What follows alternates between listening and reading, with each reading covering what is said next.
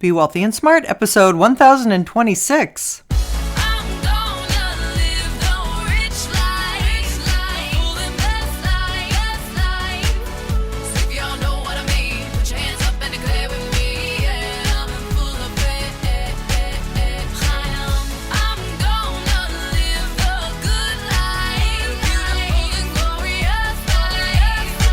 Step into a world of wealth and financial freedom without budgets, boredom, or bosses on Be Wealthy and Smart.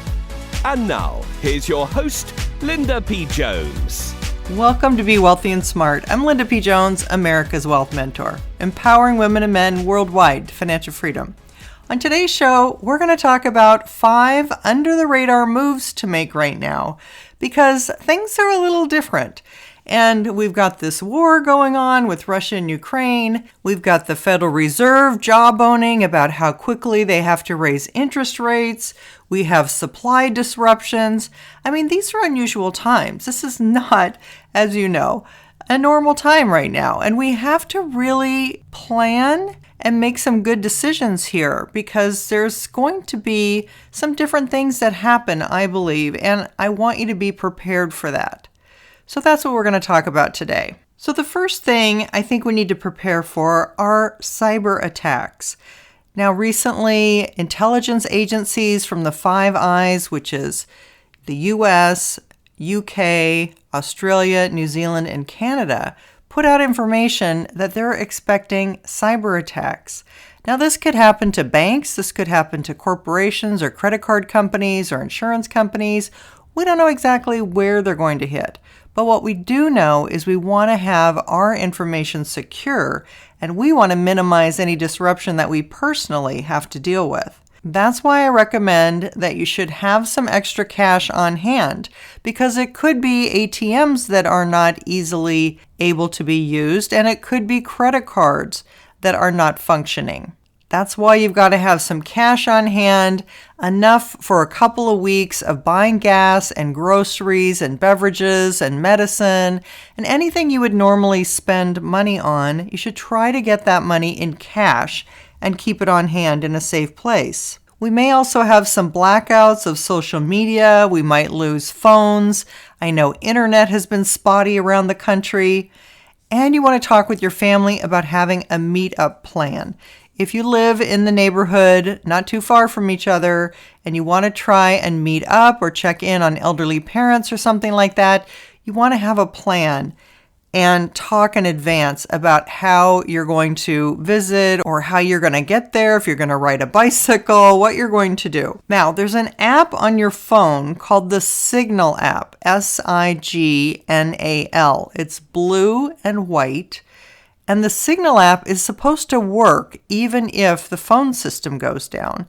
It is a military app, and I understand that this is something that if you download it on your phone and your family or friends download it on their phones, that you will be able to still communicate even if the phone system has gone down. So download the Signal app, talk with your friends and family about that, get everybody on there, start using it, make sure it works, and get all prepared with your communications.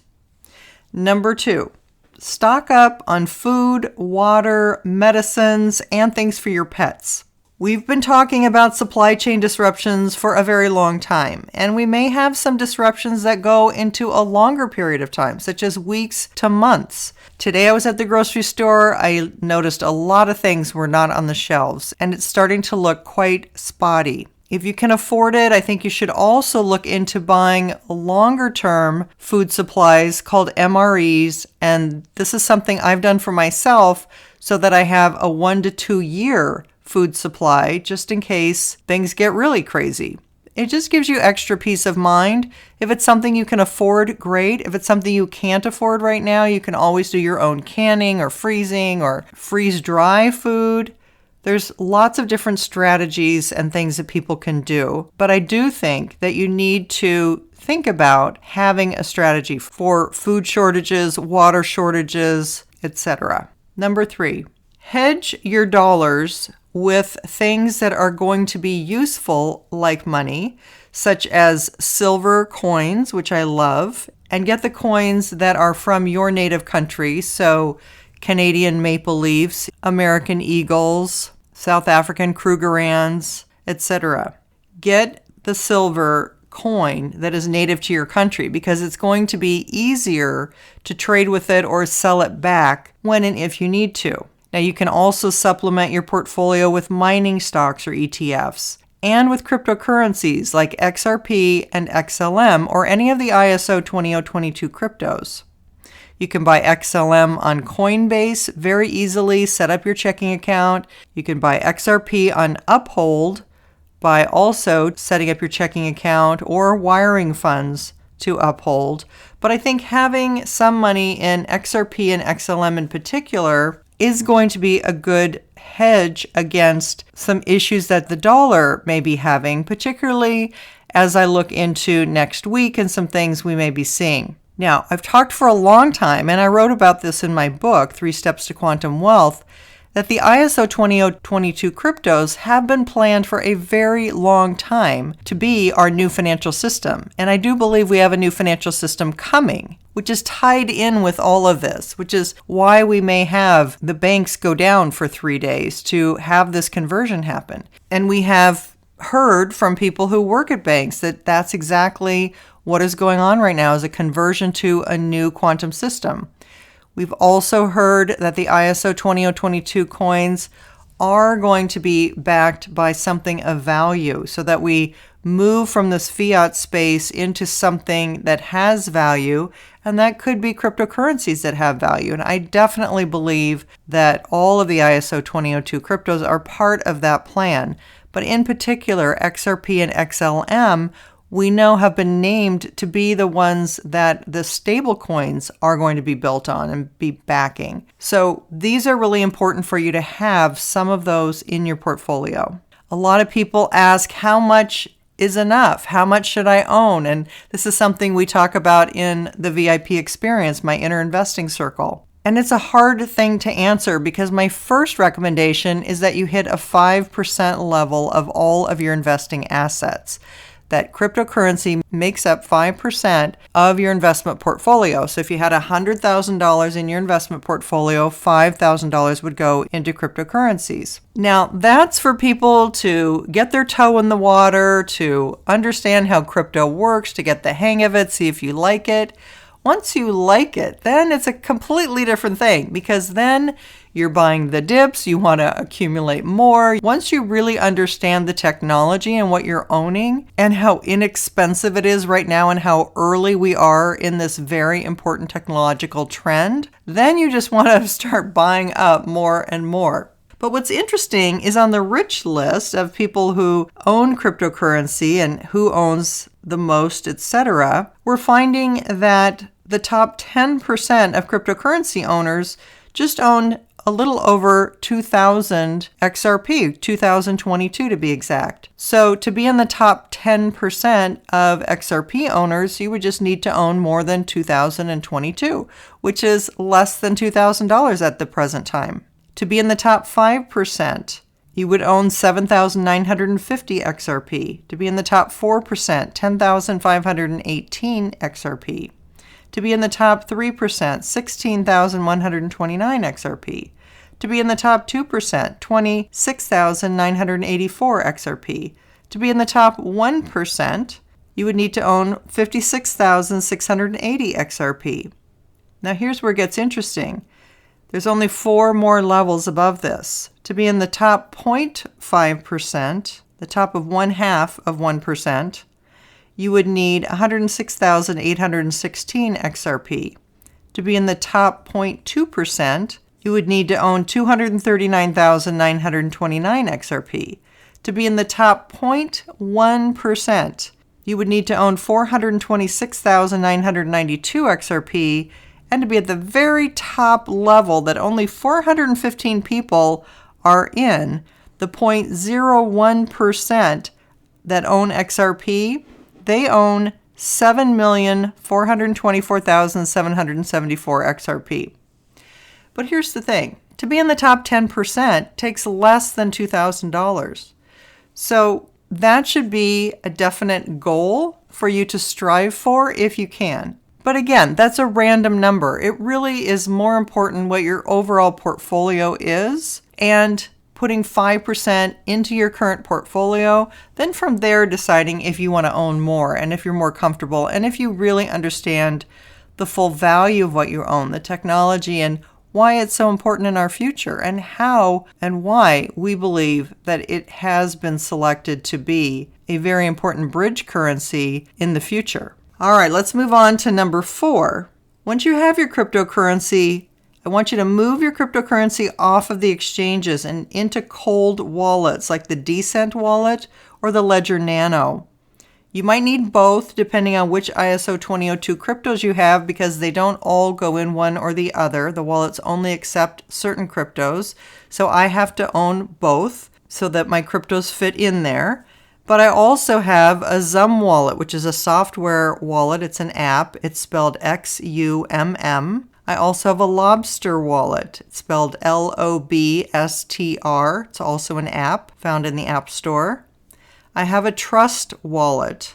I have a Bifrost wallet.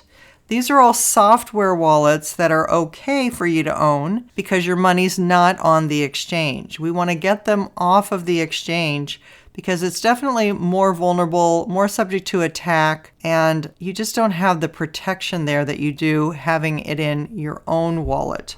So I definitely want you to move off of the exchanges into cold wallets if you can, and sometimes you have to own software wallets, I understand. And number 5, think about investing in some of the tech stocks that have announced splits but have not split yet. There are 3 that I've talked about on the podcast. One is Google, one is Amazon, and one is Tesla. Now with Google and Amazon, we know that they're going to split 20 for 1. So all you need to do is buy one share for $2,500 in the case of Google, or $3,000 in the case of Amazon, roughly, and it will split so you could get 20 shares at $150. With Tesla, we don't know yet how many it's going to split for, but its price is just around $1,000. In fact, I bought some yesterday at a price under $1,000, which I was very pleased about. So this is something that it's a very easy strategy. I like all of these stocks for the long term. It's nice to get them pre-split because you'll get more shares. I know they're very pricey right now, but all you need to do is buy one and you'll have 20 more of those shares in the future, at least in the case of Google and Amazon. So consider buying those tech stocks pre-split. I think that is a pretty good strategy to do right now. Again, I've talked in the past about a split itself doesn't really do anything, but what it does do is psychologically, investors do like to invest pre-split, and the stocks do have a tendency to go up after the split. So if you can buy them before the split, I think that's a decent strategy to have and something you could think about doing right now if you have some extra cash that you need to invest. Of course, don't take what I say as financial advice. Do your own research. I'm simply pointing out what opportunities there are in the market right now. So, in summary, these are the 5 under-the-radar moves that you want to consider making right now. Number 1, prepare for cyber attacks, which includes preparing for possible lack of access to ATMs or to banks, to telephones. Get that Signal app downloaded on your phone. Number 2, stock up on food, water, medicines, pet needs. Consider buying MREs, which are long-term food products, and prepare for a supply disruption that could last weeks or months. Number 3, hedge your dollars with silver coins, with mining stocks, with XRP and XLM, and the ISO 2002 cryptos. Number 4, move your crypto off of exchanges and into cold wallets like Decent and Nano, or into software wallets like Zum, Lobster, Trust, and Bifrost.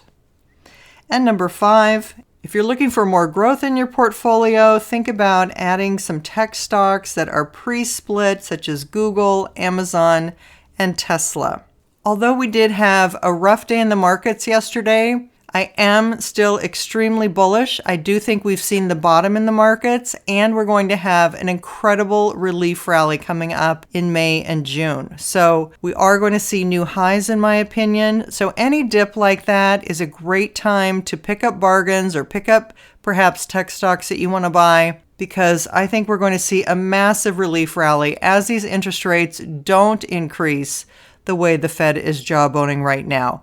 As COVID goes away as we go into summer, and as Russia and Ukraine have some sort of peace talks or agreements that happen in the near future. I think all of those things are not priced into the market, and it's going to give us a massive rally. We're going to new highs. We're going to be erasing these negative numbers year to date. So buy the dips and protect your downside with what we've talked about today, but the upside is coming, and we'll get through this together. If you haven't yet subscribed to Be Wealthy and Smart, hit the subscribe button, and you'll be notified as soon as new podcasts are available. And if you want to know more about cryptocurrencies, check out my new book, 3 Steps to Quantum Wealth, The Wealth Heiress's Guide to Financial Freedom by Investing in Cryptocurrencies. It gives you everything you need to know about the ISO 20022 cryptos, our new financial system, and why this is such an important wealth building opportunity, the biggest one in our lifetimes, I believe. That's all for today. Until next time, live the good life and be wealthy and smart. Thank you for listening to Be Wealthy and Smart with Linda P. Jones. Share the wealth and tell your family and friends about the show. Check out our website, blog, and social media for more riches at www.bewealthyandsmart.com.